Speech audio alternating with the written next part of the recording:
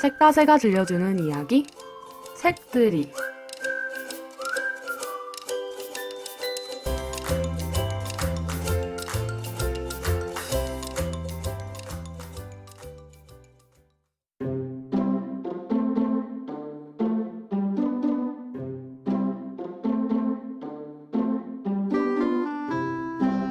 안녕하세요. 책으로 따뜻한 세상 만드는 교사들, 책다새에서 운영진으로 활동하고 있는 이수영입니다. 제가 이번에 소개해드릴 책은 2020년 겨울 책다새가 청소년에게 권하는 책 목록 중 문학 분야입니다. 문학 분야 책이 많아서 1, 2부로 나누어 소개할게요. 오늘은 문학 분야 제1부라고 보시면 됩니다. 이번 겨울방학 목록은 좀 더 특별한 의미가 있습니다. 만날 수 없고 서점이나 도서관에 직접 나가 책을 살펴보기도 어려운 상황에서 만들어낸 결과물이니까요. 그래도 매주 온라인 회의를 통해 머리를 맞대고 논의했고 다양한 비대면 방법을 활용하여 보석 같은 책들을 찾아내었습니다. 여름방학에 신간 추천도서 목록을 발표하지 않아서인지 검토할 책들이 무척 많았는데요. 고심 끝에 그 중에서 문학 분야는 총 11권을 선정하였습니다. 정말 힘들었어요. 네. 한 번에 다 소개하기는 많아서 우선 읽기 쉬운 책부터 총 5권을 소개하려고 합니다. 이번에 책 난이도를 총 5단계로 나누었는데요. 여기서 읽기 쉽다는 것은 아주 쉬움과 쉬움에 해당합니다. 1단계, 2단계죠. 지금이 겨울이니까 현재 초등학교 6학년, 예비 중학생부터 중학교 2학년 정도까지 보시면 좋을 듯해요. 사실 읽기 수준이라는 것은 개인마다 또 책의 분야마다 다른 것이니까 너무 여기 얽매이지 않고 편안하게 책을 선택하셨으면 좋겠습니다.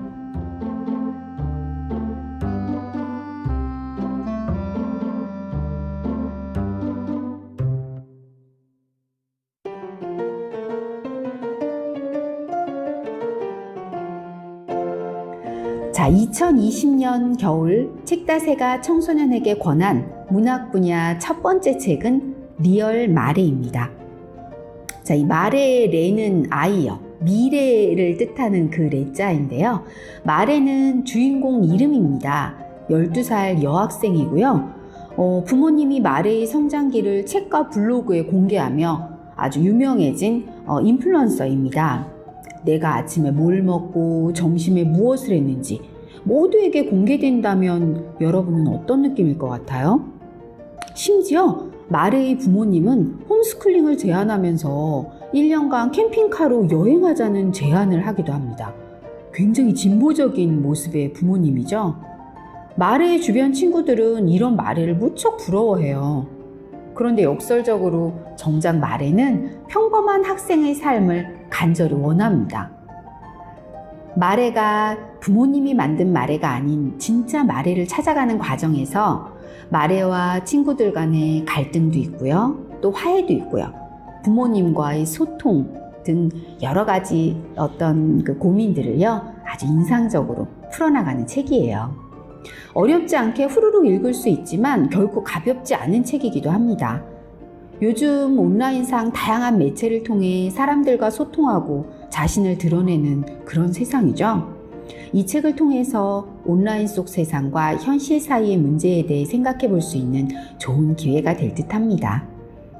사이버상의 내가 아닌 진짜 자신을 찾아가는 이야기, 리얼 마레입니다.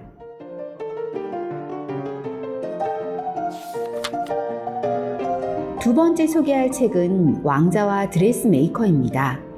그래픽 노블이라고 하는 좀 색다른 장르인데요. 그래픽 노블이 뭐냐 하면 만화와 소설의 중간 형식의 책을 말한대요. 일반 만화보다는 철학적이고 좀 더 진지한 주제를 다루면서 스토리의 완결성을 가진 책으로 보통 단행본 형식으로 발간됩니다. 그래서 이 책도 좀 두껍지만 만화 형식이라서 쉽게 읽을 수 있고요. 아마 책 읽기를 좋아하는 친구들이라면 초등학교 저학년까지도 재미있게 읽을 수 있을 것 같아요. 읽기는 쉽지만 다루고 있는 주제는 조금 무거운 책이기도 합니다. 이 책은요, 여자 옷 입기를 좋아하는 왕자 세바스찬과 패션 디자이너를 꿈꾸는 가난한 재단사 프랜시스의 이야기예요. 자, 왕자니까 왕이 되어야 되겠죠. 근데 왕이 되어야 될 운명으로 정말 남자다움을 뽐내도 부족한데 이 왕자는 여자 옷 입기를 좋아합니다. 그러다 보니까 왕자는 자신의 모습을 숨길 수밖에 없죠. 그러나 또 마냥 숨길 수는 없어요. 뭔가 내가 정말 하고 싶은 일이다 보니까 자신의 정체성을 또 완벽하게 숨기지는 못합니다. 그 와중에서 왕자는 가난하지만 뛰어난 창의력을 보여주는 재단사 프랜시스를 만나요. 그래서 마음껏 아름다운 의상을 만들고 입을 수 있게 되죠. 그러나 그런 과정에서 비밀이 탄로날 위험도 있고 또 여러 가지 또 사건 사고들이 생기겠죠. 자, 다 얘기해 드릴 수는 없고요. 이 책에서 가장 놀라운 반전은 왕자 세바스찬의 아버지 왕입니다. 자, 이 아버지가 어떤 놀라운 반전을 보여줄까요? 궁금하다면 이 책을 꼭 읽어보시기 바랍니다. 뭔가 하고 싶은 마음이 있다면 자신을 있는 그대로 사랑하라. 그러면 그 일을 해낼 수 있는 사람이 된다. 왕자와 드레스메이커였습니다.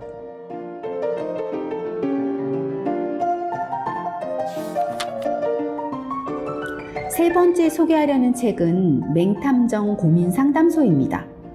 명탐정이라면 모를까? 맹탐정? 좀 의아하죠?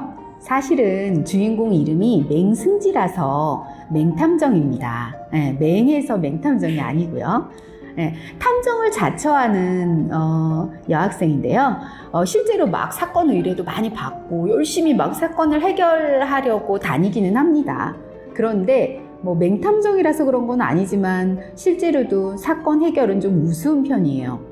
범인을 찾으려고 했는데 범인은 없고 의도치 않게 의뢰인의 고민은 해결해 주니까요. 자아를 찾는다며 가족을 떠난 아빠, 부모님의 이혼을 앞두고 자아를 찾아달라는 친구 이내, 다양한 의뢰인들의 사건을 해결하면서 맹탐정 역시 내적으로 성장하게 되지요. 이 책은 사춘기를 막 시작한 청소년들에게 권하고 싶은 책입니다. 자아란 누가 찾아주는 것도 아니고 어른이 된다고 저절로 찾게 되는 것도 아니죠. 이런 점에서는 꼭 청소년이 아니어도 어느덧 자신을 잃어버리고 기계적으로 살고 있는 어른들에게도 자신을 돌아보는 좋은 기회가 될 것입니다. 맹탐정의 고민과 그 해결 과정을 차근차근 따라가며 자신의 진정한 자아를 고민해 보세요. 찾고 싶은 범인은 못 찾고 의뢰인의 고민만 해결해주는 14살 맹탐정의 자아 찾기. 맹탐정 고민 상담소였습니다.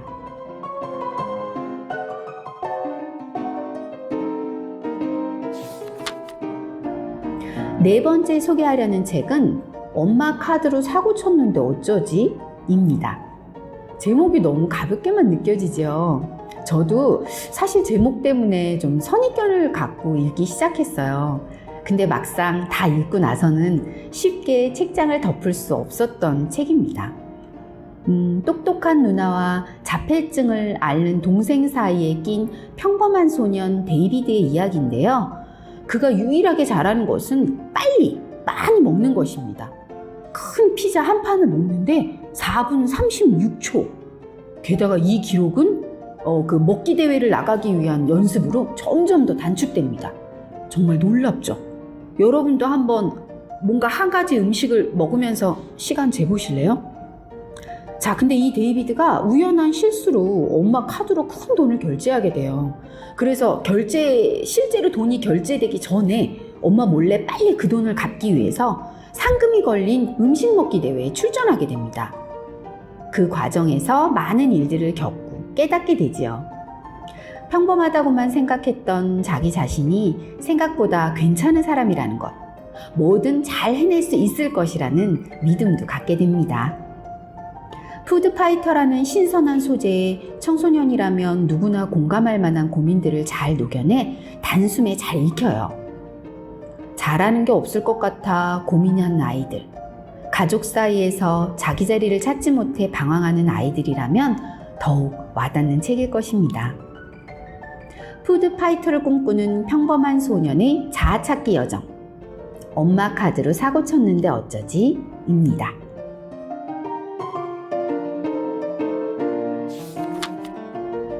문학 분야 1부 마지막으로 소개할 책은 코딩하는 소녀입니다.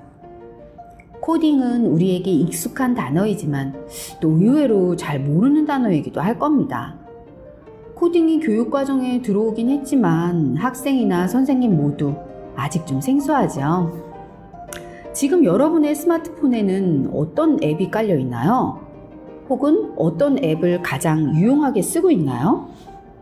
이 책은 코딩하는 방법을 가르쳐주는 그런 책은 아니고요. 문학 분야니까요. 네, 코딩을 좋아해서 앱을 발명한 한 소녀의 이야기예요. 선의로 만든 앱이 굉장한 인기를 얻는데요. 또 뜻밖의 생각지 못한 오류를 만들어내기도 합니다. 내 앱이 선한 영향력을 가졌지만 그 와중에 의외의 악영향도 또 발견하게 되는 거죠. 그걸 해결하는 과정에서 참된 우정이 무엇인지, 혹은 책임감, 포기할 수 없는 용기와 양심, 이런 여러 가지 것들에 대해서 생각해 볼 수 있습니다. 앱이 궁금해? 코딩하는 소녀를 따라와. 코딩하는 소녀였습니다.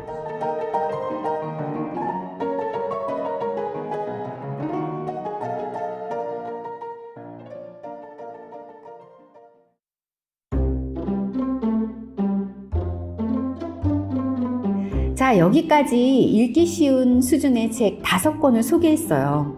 춥고 긴 겨울, 편안하고 재미있게 읽을 수 있는 책인 만큼 가장 마음이 가는 책을 한번 골라보세요. 자, 다음 시간에는 조금 더 오래 아껴 읽을 수 있는 책 6권을 마저 소개하겠습니다. 네, 다음 시간에 만나요.